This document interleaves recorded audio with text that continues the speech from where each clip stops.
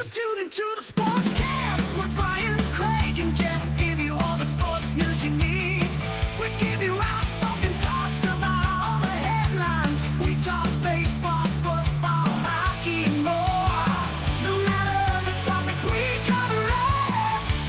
Get ready for the show and keep it outspoken. Keep it outspoken. We keep it outspoken only on the Sportscast.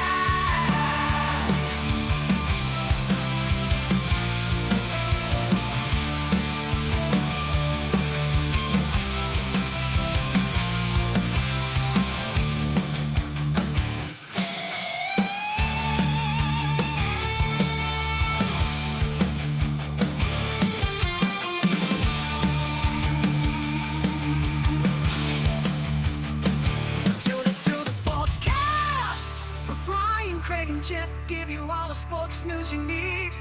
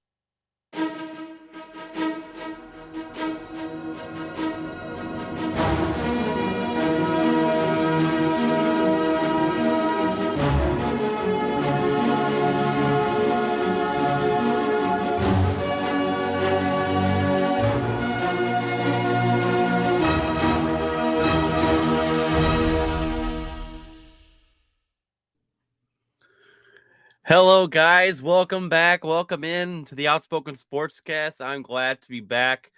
Episode number 85 here, and it's called I Am Back, and it's hopefully going to be better than the Cam Newton I Am Back edition here. So, because Cam Newton has been just horrible after his I Am Back game last week. Anyways, awkward little intro there. We have been off. We have been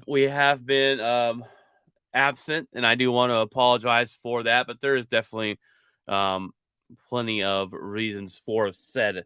So I'm gonna get on here and explain that a little bit here. So first of all, we had Thanksgiving. I did my Thanksgiving episode the Tuesday before Thanksgiving to kind of that was a little personal episode from about myself. If you want to go listen to it, highly recommend it. Tell you about my holidays, or tell you about kind of this time of year for me and something that I'm starting up. Our Thanksgiving was great. We this is our first Thanksgiving in our brand new house that we bought this year, and we had over my in-laws, my mother-in-law and father-in-law, and my older brother and his girlfriend and two kids. And we were able to cook. We cooked out and had, the turkey and the ham and the stuffing and the yams and the green bean casserole and everything like that, the bread and the turkey and everything. So it was fantastic to have this family over and really get to sit down and talk with them and just realize that you have a lot. At the end of the day, we have a lot to be thankful for, and that God is good. And so they left Thursday and went back home. Her parents live in Gun Barrel City, so that they have to drive back there. And so that was good. Hope you guys' Thanksgiving was great. A lot of food, family, football. That's all we did was football, eat, talk, be with each other, and be nice and happy and fed. And it was a great all around time for everybody. But I went to work the next day on Friday because work never stops for me. I'm surprised we have off Thanksgiving. But the trash business never stops. So we're back into, and actually, we, I do front load trash. So I do commercial trash and I pick up the big dumpsters for businesses and stuff. And It's called commercial trash or front load trucks because we load from the front. Anyways, so during this time of year, during the holidays, it's actually a lot more stressful for us than the holidays. People are thinking, oh, you get more off time and all this stuff. Well, our Thanksgiving falls on a Thursday every year, obviously. Um, so that Thursday you're out, we still have to pick up, and we have got to find time to make it happen between Monday and Wednesday, and then Friday and Saturday as well. We got to pick up that route. So it adds a little more to our plate during the week, and so it can be a little more stressful. And the same thing when things or Christmas and New Year's fall on this year they fall on Saturday, which is fantastic for us. But usually if they fall on a Monday or a Tuesday or whatever, we got to find time to run that same Monday or whatever route during the week. So it could be quite as stressful out here for your front load trash people. So and residential, they do the same thing. They run a certain route. There's days of the week, and when those days are gone, when they're off those days, they're forced to be off those days. They've got to figure out how to get it all done. So feel free to leave your trash people some gifts or some water or whatever you want to do, but don't forget about them. So we had Thanksgiving. Like I said, it was great. It was wonderful. Jeff came down, co-host Jeff on the show, came down, and we were actually able to meet Friday. Friday, I worked about 14 hours at work. I ran out of gas in my truck. It was a fun day. So Jeff and I were supposed to meet at 4. I met him about 4:30ish. We went out and hung out and got a Philly cheesesteak from this place called the Philly and Burger Shack. It's in Watauga off Denton Highway, and his family that he's visiting was in Watauga, so it works out great for us just to meet there. And I haven't seen Jeff. It's been it's been a long time. I'd say a long time. It's probably been 2-3 years since we've seen each other. I don't know. Jeff is on this episode tonight. He'll be back on this next week, but I'll have to answer that question. It's been a long time since we've seen each other, but it was good to see him catch up. He's telling me how his trip's gone, and he's back in Colorado now. So Saturday comes. The wife's not feeling too good. She goes to work, and she works. She has a long, hard day. She grooms dogs on Saturdays at Petco, and she went into work, and she wasn't feeling too good. But she was like, she gets sick this time of year. Usually, a lot of people do with a change of weather, and she always gets a lot of head cold, congestion in her head, and it's just, takes some medicine, a little bit of rest, and she's good to go. Well, so she came home from work and she crashed. She's like, I'm going to go to sleep. I'm so exhausted. Sunday, she was exhausted, still sick. Monday, I go to work. I feel pretty good. My stomach's starting to bug me. I thought maybe I ate something different. I ate something wrong, or something was just upset my stomach. A little bit of congestion. It's that time of year. It gets a little colder. That's what happens to us.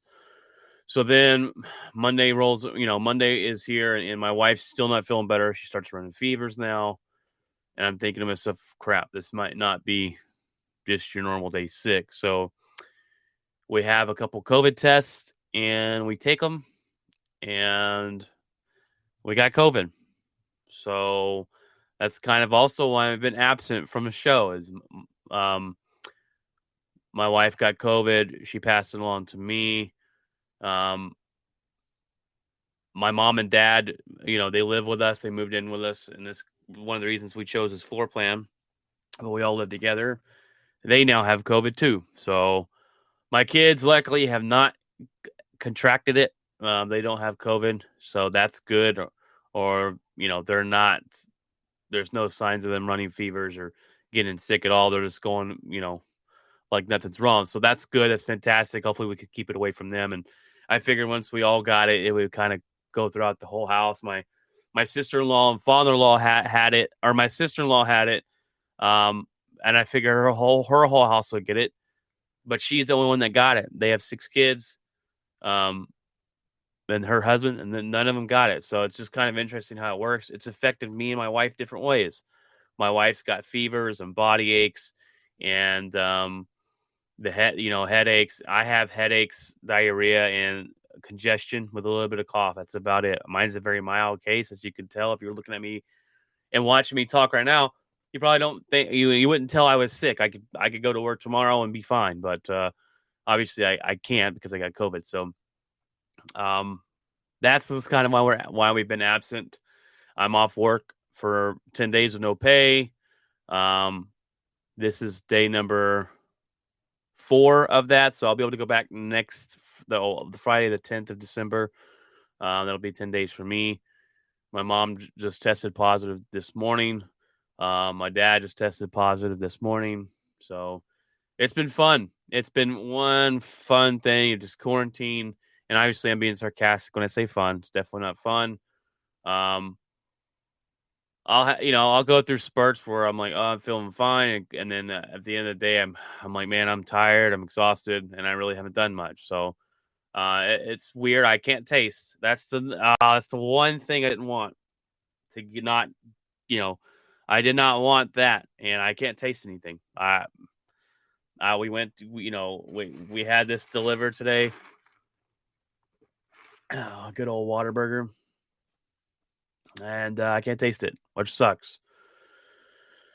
So that's why we have been absent from the show, or at least my absence of the show this last week is because COVID and the holidays and all that good stuff. But that's where we're at. We're going to get through this and move forward and go back to normal life, hopefully. And I think everyone eventually will come down with COVID or some strand of it. I don't know. I didn't go get tested from a doctor. I don't know what strand I have. I don't know if it's a new one, whatever strain it is. It really doesn't matter. It's just COVID, and we'll deal with it. And hopefully my kids, if they get it, it's not too bad for them. And we'll say our prayers and move on like nothing happened. So I'm hoping I get my taste back sooner than later. I hear some people don't get it back. My mom knows someone that he's been a year away from it and still barely being able to taste certain things. So we'll see how that goes. But if you hear me coughing, sorry. I'll try and mute the mic. But I didn't want to get on here and just start coughing up a lung either, because obviously not good audio or great to look at, as we are streaming on YouTube as well. All right, guys. Last night was the Saints-Cowboys game, and I didn't throw my predictions out, which I need to do that. I'll do that after this episode on TikTok. Come find us on TikTok, guys. We're on all these platforms. But I don't have a spotlight of the week for you. I got some headlines for you to talk about that we haven't talked about since I've been on here. I'll give you the top games of the week coming up, and then I'm going to brag about the Packers beating the Rams. So I haven't been able to do that yet, but I'll throw out my predictions there. The Cowboys should have beat the Saints. They did. They didn't look too great at doing so, and a win's a win, and you can't really take anything away from them. When you're looking at your teams what I've always said is, because people want to talk about schedules and, your schedule's easy, or what, not talking to Green Bay. Our Green Bay schedule's been pretty tough, but just when you look at schedules and you look at the schedules of a team and you go, oh, well, when they use that excuse of, oh, you got an easy schedule this year, so that's why you're winning. Well, they don't make up the schedule. If you're a good team, a competitive team, you look at how they win against the teams they should beat, and how they handle playing the good teams that are on the record. And the Cowboys go. They start the season. They almost beat the Tampa Bay Buccaneers. You're going, okay. I said it was a moral victory, and I know a lot of people don't believe in moral victories, but That was a moral victory for the Dallas Cowboys. There was a lot of questions coming into the season when they faced Tampa Bay. And they almost beat them, and they were like, okay, we almost beat the champs. They're a good football team. This is a moral victory. We can lead that game knowing that hey, we're better than a lot of people think we are. And they started off on fire. They've mellowed out a lot lately, and they beat the Saints last night. The Saints, no quarterback, a lot of players missing. The Cowboys win by 10. Was it a great win? No, it wasn't a great win. Dak Prescott didn't look great, but they got the job done. A win is a win. It doesn't help that Taysom Hill threw 4 interceptions and didn't look all that great. They have no offense, and people want to talk about, there's rumors about, Russell Wilson leaving Seattle next year and kind of where he's going to go, and he should go to the Saints. But why? I mean, who do they have? They have Alvin Kamara, yes, okay, but he wasn't there last night. And they have Michael Thomas, who I believe they're going to move on from after the end of the season anyways. Who do they have if Russell goes there? Not much of anybody. So I don't know why he would sign up for that. But the Saints are a far cry from who they were when they had Drew Brees and a younger Drew Brees. Drew Brees' last year was not very good. But anywho, Cowboys get the victory last night. I was going to stay up and watch it. I sent my kids to bed, and I ended up passing out. And I had to wake up and watch the highlights of that game because I wasn't able to physically stay up and watch it. But I digress. The top games this week, there wasn't a lot of games that I was like, oh, those are going to be great games to watch. Bills versus Patriots, that's going to be a good one. And I'm going to pick the Patriots to win this one. I think the Bills have struggled this year. The Bills have struggled to get the job done. They've struggled to tell us that they're actually contenders. Last year, when you looked at the Bills, they had a higher power offense. They were scoring a lot of points. That team looked like, okay, wow, this team's going to go somewhere.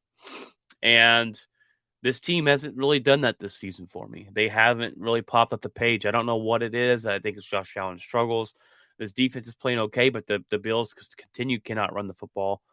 I don't know if what the deal is there. Is it Josh Allen not playing really well?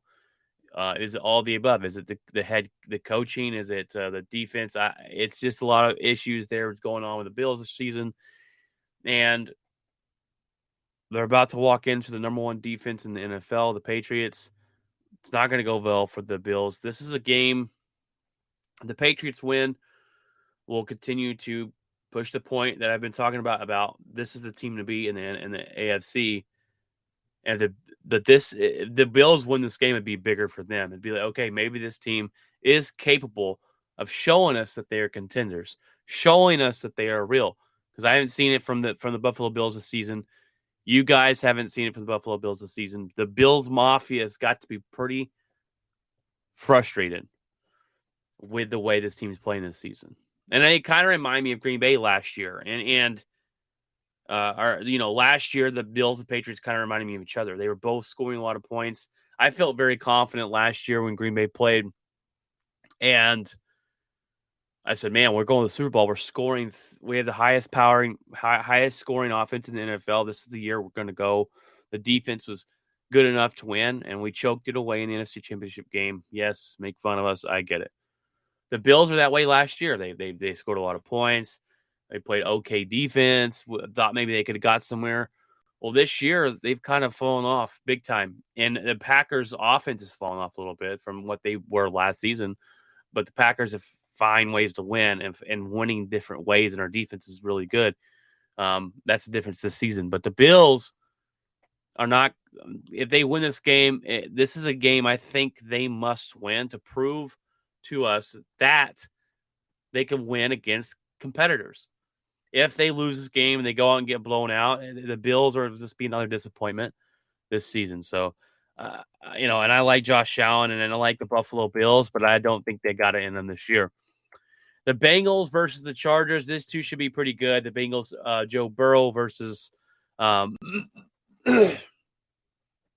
versus, well, I know I always forget his name, Justin Herbert. Thank you. Justin the man Herbert. The Chargers have been iffy this year. They've been up and down a lot. So have the Bengals. The Bengals are still 7-4. This ought to be a good matchup. I'm going to go with Cincinnati in this game to win. Give me Joe Burrow. This should be a good game. I think it's going to be a 34-31 game. The Bengals pick this one up. Now, that's a tough one because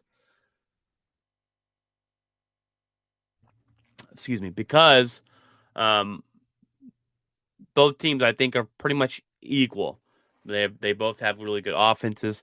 They have tough defenses. I think the Bengals defense is playing a little better than the Chargers, but I just like Joe Burrow in this game. Justin Herbert can throw the ball over the field. This will be a good game to watch. This is probably the best game of the week as far as entertainment goes. Then I got the Chiefs versus the Broncos, and that one's Sunday night, I believe. And that one's going to be, or Monday night. That one's going to be interesting because the divisional game, defense of the Broncos is really good. Can they slow down Patrick Mahomes? Are there struggles from the Patrick Mahomes and the Chiefs done? Or is this something they're going to come in and win easily? These two are division teams. They're going to face each other. They usually play each other pretty hard. Division games are usually harder. I'm going to go with the Chiefs winning this one, though. I hope I'm wrong. I hope the Broncos win and keep the Chiefs down. But I got the Chiefs winning this one. I think the defense or the offense is going to be there. The defense of the Chiefs has been playing better. I'm not sold on Denver's offense with the quarterback. So that's my main problem with them. So give me the Chiefs winning this one. It'll probably be closer than a lot of people think. But I got the Chiefs winning this one. And that's really the only three games I found. Green Bay is on a bye this week. So we come back and play the Bears. Guys, I talked about it a little bit last episode. The Packers and Rams game was going to be the best game of the week, and it was. The final score did not really kind of tell you the true story. Packers owned that game. Packers dominated the Rams. And me and my buddy were talking about it. I have another buddy named Jeff, not this co-host on the show, but his name is Jeff Bramble. I call him Bramble, and he lives out of state. And excuse me. And we were talking about it before the game, but the Rams just have more to win at this point. They've lost 2 games in a row. Are they really going to drop 3? They just came off a bye. They're healthier than we are. Green Bay has been beaten up. Matthew Stafford was still pretty hurt, they say. And he looked like it. He was off. Missed here, missed there. Defense got to him all night. Rashawn Gary with a big strip sack fumble. We recovered that and scored points off there. A boneheaded go for it on 4th down play by McVay to go for on. It was 4th and 2 from the it was the Packers like 31, 35, something like that. Gave us the ball back right there. They didn't get it. Gave us the ball back right there. We scored points. It put their team down in a big hole. I think that was a big mistake. I know I get going for it, but that close, you're giving us the ball almost in the red zone. That was a pretty dumb decision, in my opinion, to go for it there. So, look, Green Bay looked really good. And after we won this game, my confidence keeps growing with this team. And look, last season, going through the year, I thought, oh, this is the team. We're going to win it all, baby. Yeah, we're going to win it all. Our offense is flowing. We ran into Tom Brady the first time. We got smoked. I said, okay, you're going to have those games every now and then. We lost in the NFC Championship to Tom Brady. We should have won that game. Didn't handle business and lost. And I came into this year with really no expectations. Like, I knew we were going to win our division. I knew we were going to make the playoffs. I had no expectations. I kind of lowered them because I got my hopes up last year. And I was like, I'm just going to lower them. This defense isn't very good. The hire of Joe Barry was not a good hire. Just not good. It's just not going to be good. I don't think we're going to do anything. We come out and we get blown out against the Saints. And I'm like, oh, well, good thing my expectations are low. Because playing like this, whatever, we know we're not going to win. But we've turned it on since then. And I've seen something different in this team than I've seen in other years. Excuse me. And my buddy Ryan keeps, text me, and we kind of make fun, not fun of each other, but we'll poke fun at each other's teams, and we'll talk serious questions and have a good sports debates. But he asked me, is Green Bay going to win it all this year? I said, yeah. Yeah, we are. Now he just puts back a laughing face, but I've seen this team do things that other teams in the past wouldn't. We would have not of won the Seattle game in the back in the day, where our offense didn't do anything 99% of the game, and we finally showed up there in the fourth quarter and second half of that football game. We wouldn't have won those games back in the day. Our offense would have just fell apart. Our defense would have eventually just given up and let Seattle score, and we kind of would have just whatever. We'll move on to the next game, and we didn't do that with Seattle. We beat them.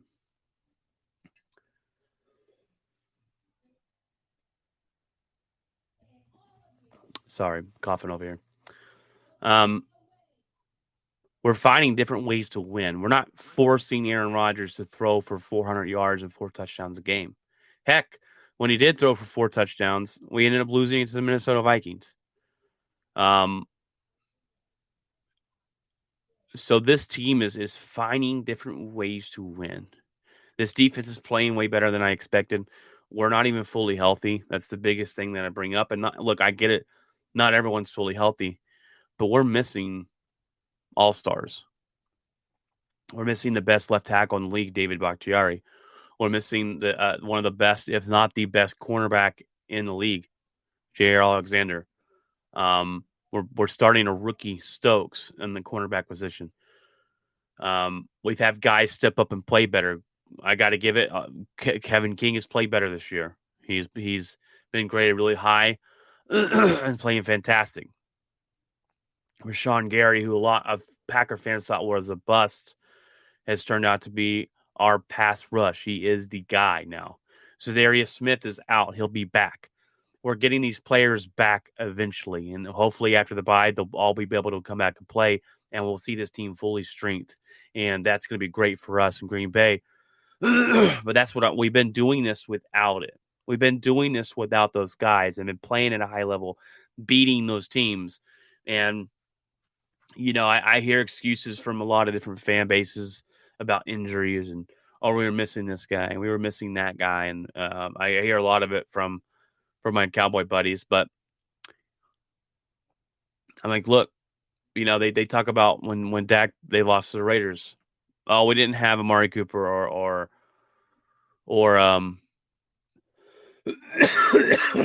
sorry, excuse me.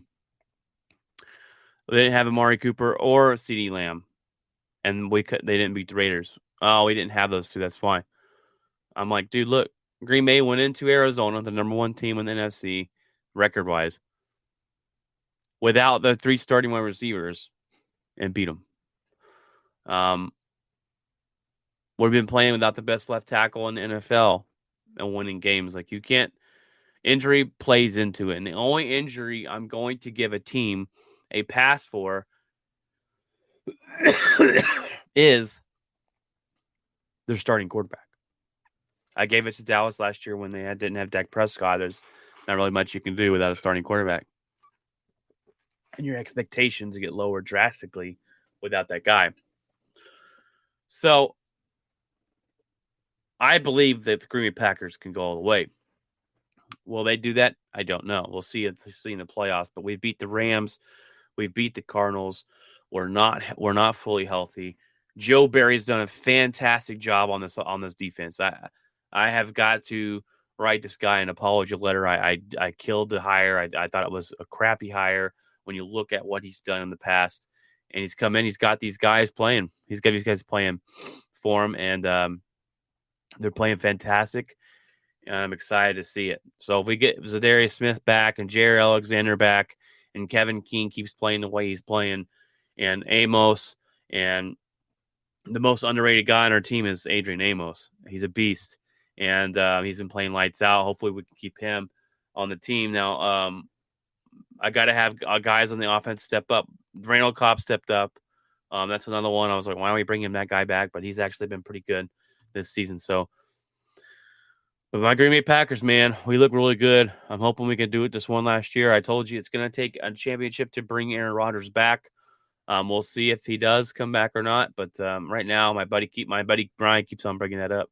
You enjoy it while it lasts, because it won't be here next year. Well, I'm hoping it is here next year, but it might not be. So all we could do as Green Bay fans is just really enjoy the ride. But all right, guys. Sorry, that's my bragging on my Packers here. So we're gonna go ahead and jump into the headlines of the week.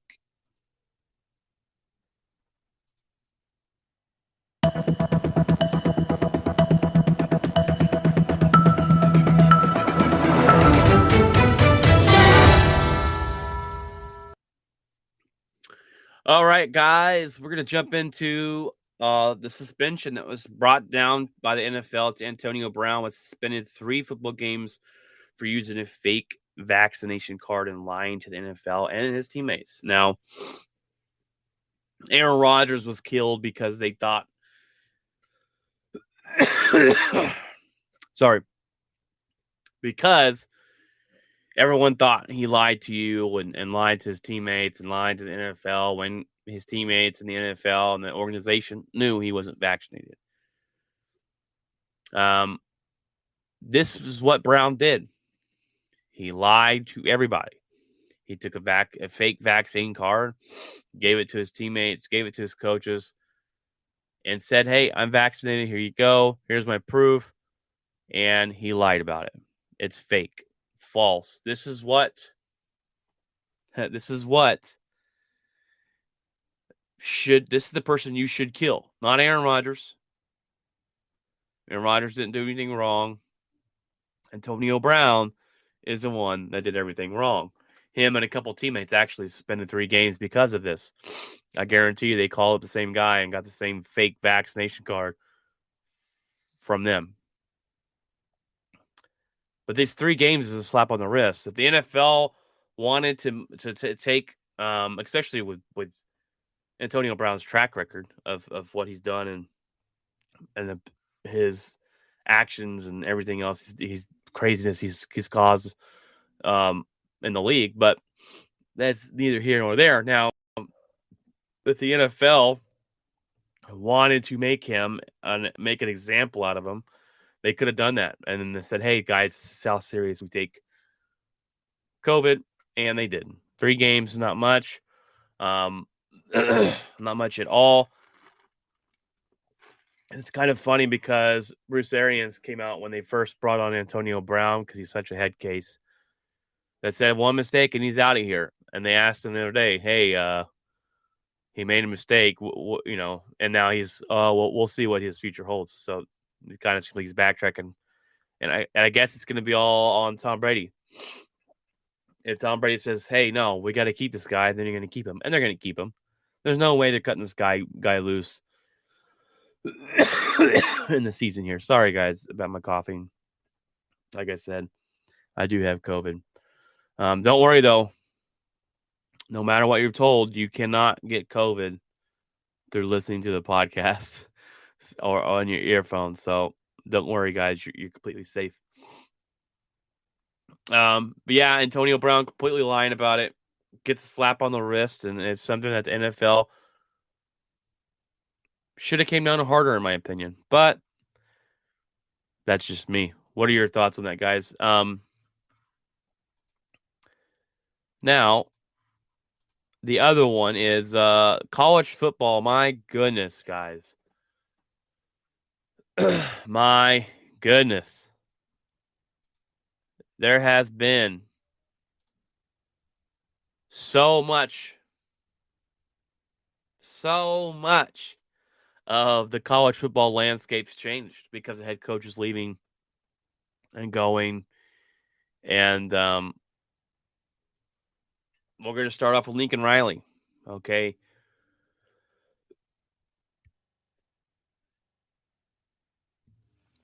So Lincoln Riley decides he's leaving Oklahoma to go to USC. Now this one's interesting to me. You know, and I think it's always funny when the coaches get annoyed when they ask them about these rumors that have been floating around, and they're like, "No, I'm dedicated. I'm here 100%," and then the next week they're gone to where those rumors said that they were. You know, Lincoln Riley, they asked him, "Have you heard about the rumors?" He's like, "I am not going to be the new head coach at LSU." Next question, and gets all pissed off, and next thing you know, he's at USC. This is interesting to me that he would leave Oklahoma now. Excuse me. Now, I think this is just a lateral move. It's not a move to go up or down. And I always figured if Lincoln Riley didn't go anywhere, it would be the NFL. I didn't expect him to go to another college football program unless it was higher than OU. And I think SEC or the USC is a lateral move, and it's going to a weaker division, weaker conference, you could say. Not division, conference. And this is what's kind of interesting to me. Oklahoma and Texas are going to jump into the SEC. It's going to happen. It might not happen this next season, but it's going to happen. Already talked about that, and it's already been approved. It kind of feels like to me Lincoln Riley is jumping ship to a lesser conference to be a bigger dog. He's going to kill there. The Pac-12, he's going to dominate them. He's going to be the big fish in a small pond with USC. And a lot of people are going to go there because of Lincoln Riley. And OU has completely lost all the recruiting. Guys, they lost four 5-star players that were going to go there? That is huge. That is huge. I have them all right here.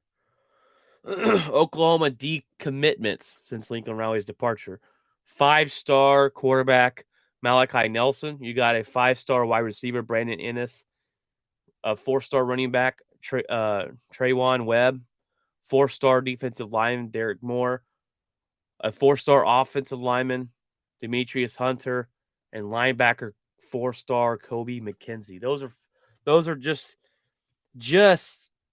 ones that taken place.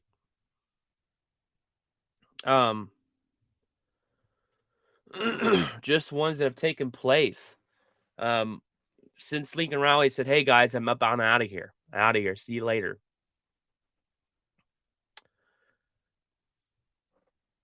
I am not a big I don't understand why Oklahoma and Texas are going to the SEC. I think especially Texas, when you didn't really win the Big 12 very much, and you're going to go play with the big dogs and expect to win with them and compete with them. I don't get it. I guess maybe you've understood that you've got to play with the big dogs and beat them if you want a chance for the championship, which I can understand that.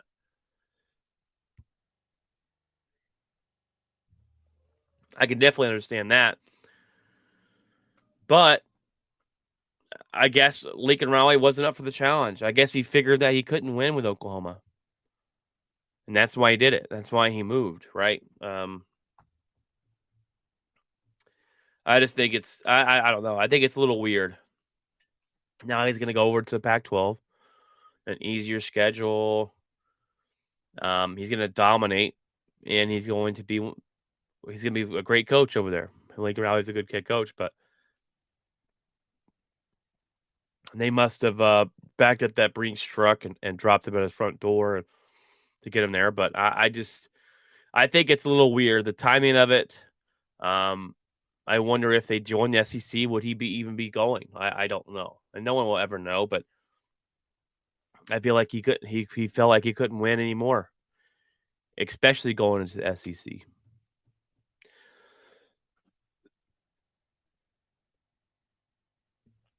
Another one of those is Brian Kelly left Notre Dame. Now, Brian Kelly was the head coach of Notre Dame for a very long time. And Notre Dame is funny to me because I've never really seen him win anything. I've never seen him win a championship. I've never seen them do any of that stuff. They have a lot of, they're one of the prestigious schools in America, right? College football. People were saying that they're surprised that Brian Kelly didn't leave to go anywhere else other than NFL because that's how prestigious the school is. They're kind of like, it's kind of like the Cowboys, in my opinion. Or, heck, the Texas Longhorns are that way too. The Texas Longhorns, now Notre Dame is obviously bigger than UT, but they're just their prestige, and you kind of really don't understand why. I mean, like I said, I have never seen them win anything. Texas won one national championship that I saw, and but that's it. They don't win the Big 12 a lot. They don't compete for national championships year in and year out. But everyone's like, oh, it's the University of Austin, it's UT, University of Texas. And I'm like, okay, what have they done? Notre Dame's the same way, prestigious. They've done a lot. Well, I haven't seen them do a lot. Sure, are they a good football team? Yeah, they're good, but do they compete for national championships every year? Have they won national championships? Have they I don't know. I haven't seen it. So Brian Kelly does go from Notre Dame to the LSU. He leaves to go to the SEC. The SEC is harder to win in. Now, Notre Dame wasn't independent, so they played just about everybody, but he'll go there to the SEC and battle with the big dogs. It's kind of funny, though. I said it's going to take a lot to get me to leave. It won't happen. It's never going to happen. And there you go. He's gone.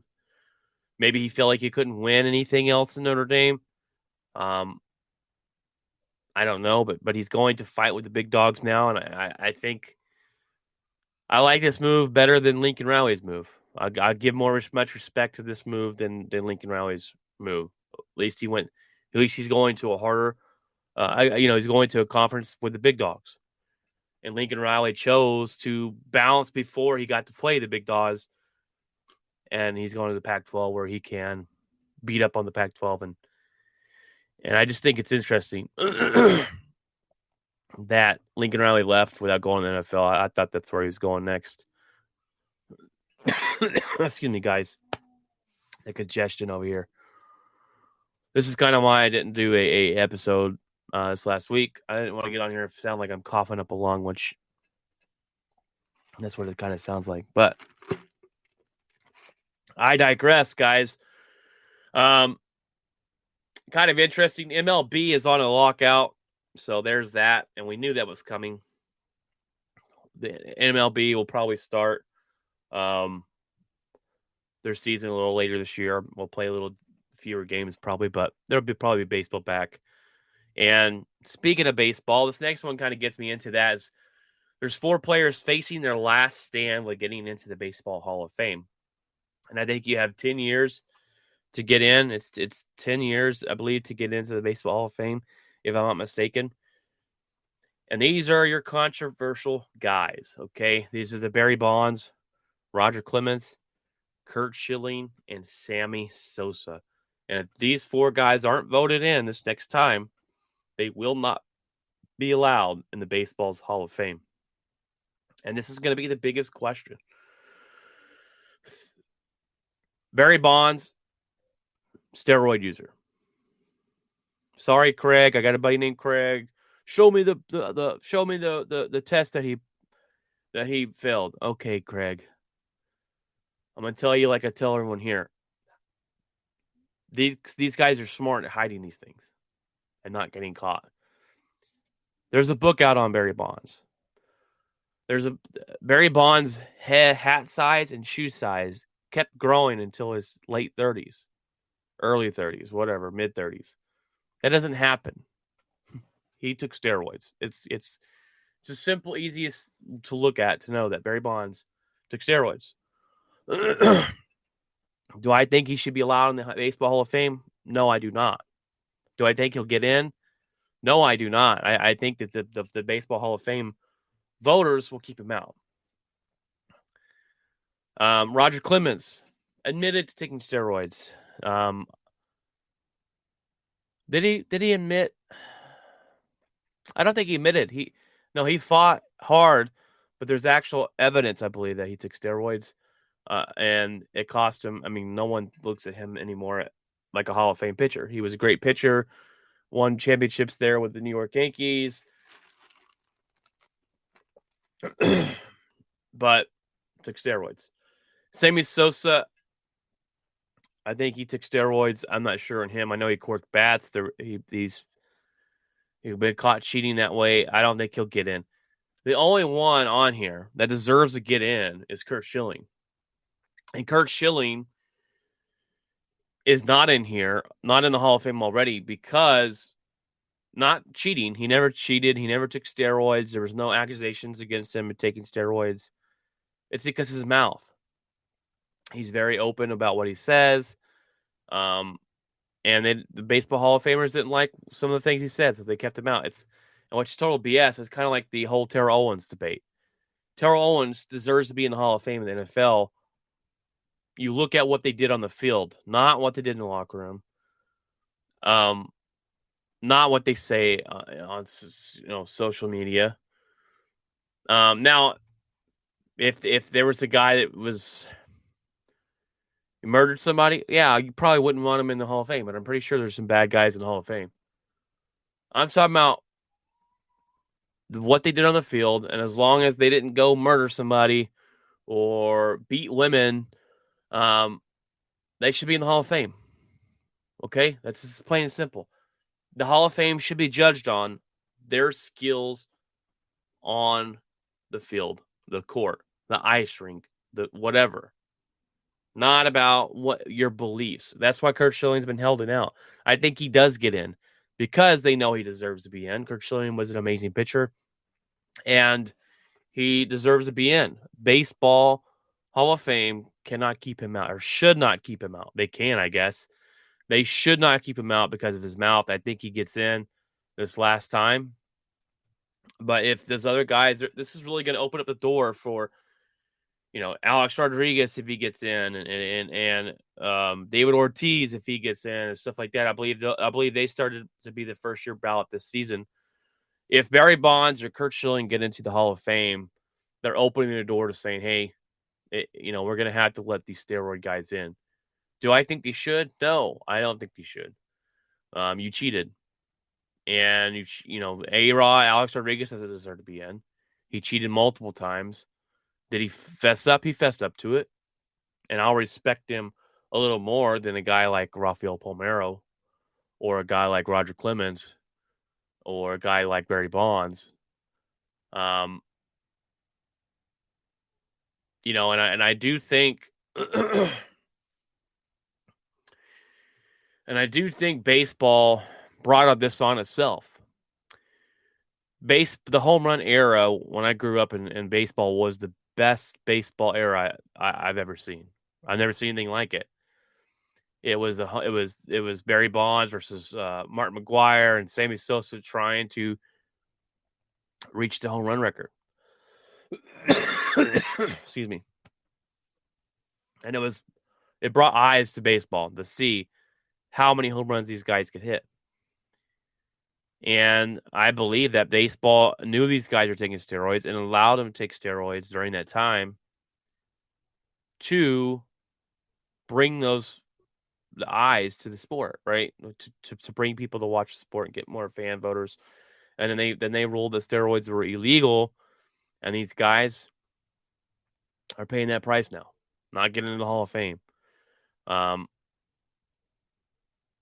That's something that definitely is going on. That was going on during that time. Mark McGuire took steroids at that time, but they were legal steroids that the baseball allowed them to take, and then they kind of said no, they're not legal anymore. And did he ever, Mark McGuire is one of those ones you can clearly tell he took steroids, but at the time they were legal. So it's that fine line, but I don't think steroid guys deserve to be in baseball. And you can let me know what you feel about that, how you feel about that, if you think these guys deserve to be in the Hall of Fame or not. That's a touchy subject. But once you allow one guy in that's known to take steroids, and I'm not saying there's not another guy, that not someone else in that hasn't take steroids. I'm just saying, or knowingly took steroids, right? These guys knowingly took. And you can argue with Barry Bonds all you want. Oh, he didn't fail any tests. Don't give me that crap. Okay? Don't give me that crap. But do they deserve to be in? I don't think they do. I don't think they do. But when they allow them in, if they allow them in, this will be the stand right here. Barry Bonds, Roger Clemens, and Sammy Sosa. This will be the stand on the steroids and getting to the Hall of Fame. I'm interested to see how they vote, who they vote in, who they leave out. But this is their last year. And this is their punishment. Making them wait 10 years to get in. I don't know. I know it's Kurt Schilling's punishment. I think Kurt Schilling does get in. If he doesn't get in, that's just total. It's just crap. But excuse me. All right, guys. Well, that's the episode today, episode 85. It's called "I'm Back." I'm back in action. Tuesdays are going to be interesting. So Tuesdays, I do give you a little rundown of what happened on the NFL during the week. And then once the NFL is over, I want to continue to do Tuesdays episodes. And we're going to call them Tuesday Talks with Brian. And I'm just going to talk about, I'll bring up some sports. And then like I did last week, like I did with the Thanksgiving episode, is I talked a little bit about sports, and then I gave you a little personal or something I've on my mind. So I'm going to look forward to doing that each week. After football's up, we'll continue these episodes on Tuesday nights, and then me and Jeff will do the main episode. Or if he's not here, I'll go solo like tonight. But he's a little sick now too. He said he's been congested and allergies, and he didn't want to get on here and sound like I do right now, coughing up a lung, which is fine. I kind of debated on doing this or not, but I said I got to get back on here for you guys. But anywho, I digress. This time that I've had off, I've been just binge watching Yellowstone. My gosh, it's fantastic. I'm all caught up. Well, I finished season 3 today. I got to go buy season 4 or look up how to buy season 4. I think it's on Amazon Prime to finish it because it's fantastic. It has got me hook, line, and sinker. It is my favorite show I've seen. It's my favorite show right now by far. A couple shows I want to get into watching. I want to go back there and watch Breaking Bad again. I love that series is fantastic. It's my favorite show of all time. But if you haven't seen either one of those, go watch them. Yellowstone's fantastic. News broke today that PlayStation is going to release what was it called? I can't think of the name of it. They were going to release a service to go against a subscription service to go against Xbox's Game Pass. And that just broke today. Its code name is Spartacus. So we're gonna see. We're gonna see. They're going to fight up against. They're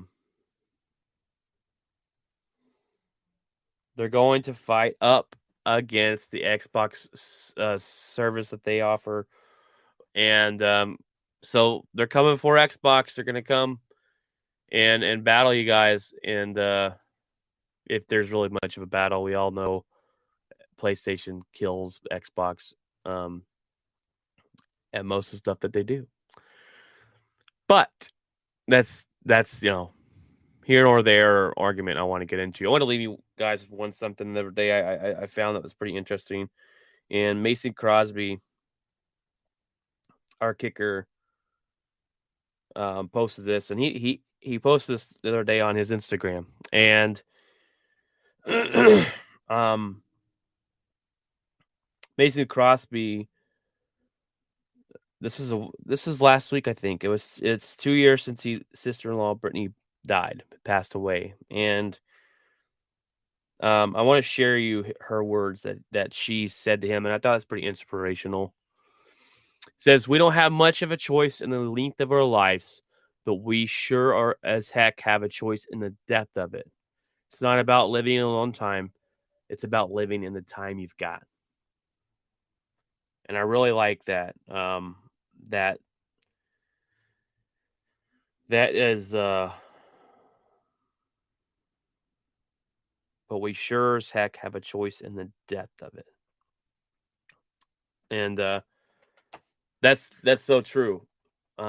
We don't know how long our lives are, right? That's something that we will never know until that day comes. And it might be out of nowhere. We might all live long lives. We might we might only live just a little bit. But what we do in that time matters. How we spend our time, how we live our lives, the decisions we make and choices we make on this earth matter, and they matter. And tomorrow's never promised, guys. Tomorrow's not promised. So tell the ones you love them that you love them. Let go of those things that you're holding on to against hatred or anything you have bad against someone. Let that go. Life is too short, guys, to be angry, to be sad, to be angry. You're doing a disservice to your life if you're holding on to those things that hold on to those little things to keep the anger in your life. Too short, guys, too short. Life is precious, and time is the most valuable thing. And I try and tell that to people a lot, that when people go to work, and excuse me, I got to sneeze here.